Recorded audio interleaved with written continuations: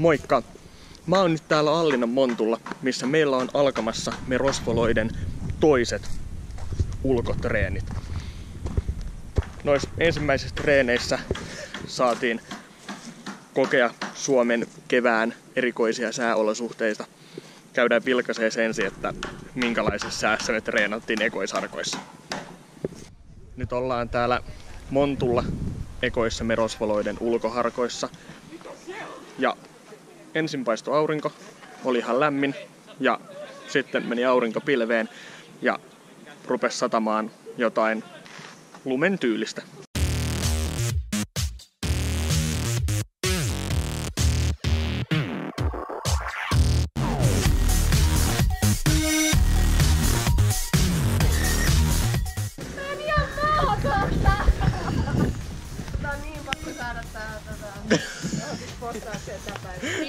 No.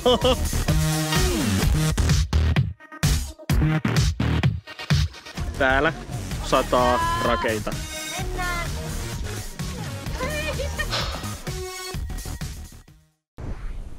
Tässä videossa tänään me kerrotaan teille vähän, mikä on me rosvolat.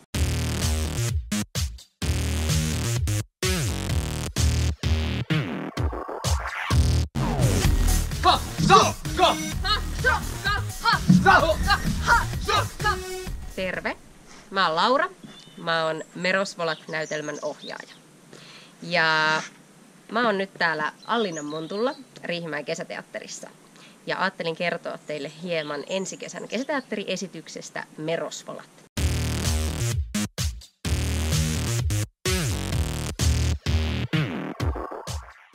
Me Rosvolat on siis Siri Kolun samanimiseen kirjaan perustuva näytelmä. Ja tämä kirja on ilmestynyt alun perin vuonna 2010 ja silloin se voitti myös Finlandia Junior-palkinnon ja saavutti suuren suosion. Ja nyt siitä on kirjoitettu yhteensä 6 romaania, jossa tämä Me Rosvolat porukka seikkailee eri paikoissa. Ja tämä meidän näytelmä on nyt dramatisointi tästä ensimmäisestä kirjasta. Se perustuu siihen löyhästi kirjan tapahtumiin, mutta ei noudata sitä aivan täsmälleen. Me Rosvolat -kirjassa on siis Vilja Vainisto.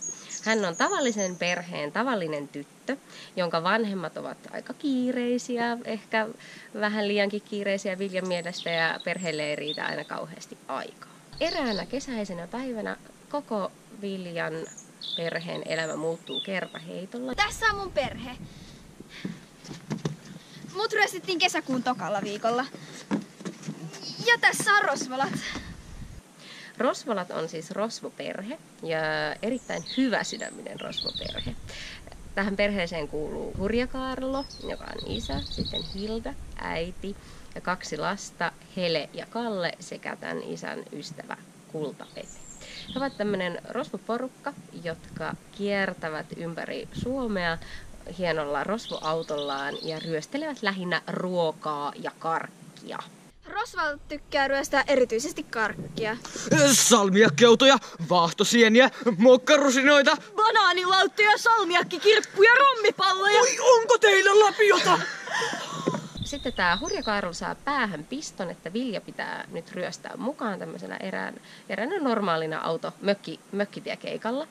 Ja Vilja sitten päätyy tämän rosvoperheen elämään vähän erilaista elämää kuin omassa perheessä. Rosvon tärkeimmät ominaisuudet ovat vainu, maine, ulkonäkö, hyökkäystaidot, hyvä kunto. Vähitellen Vilja oppiikin arvostamaan sitten sitä, että siellä rosvoloiden perheessä on ehkä hieman enemmän lämpöä ja läsnäoloa, välitöntä yhdessä olemista enemmän kuin siellä hänen omassa perheessään. Ja Vilja oppii arvostamaan sellaisia asioita. Ja mikä tärkeintä, niin viettää ikimuistoisen kesän rosvojen kanssa seikkaillessa.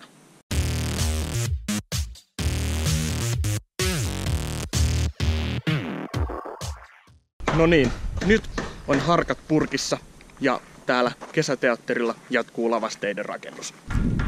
Kiitos kun katsoit tämän videon. Jos tykkäsit, käy painamassa tykkää ja tilaa kanava, niin ei jää tulevatkaan videot näkemättä.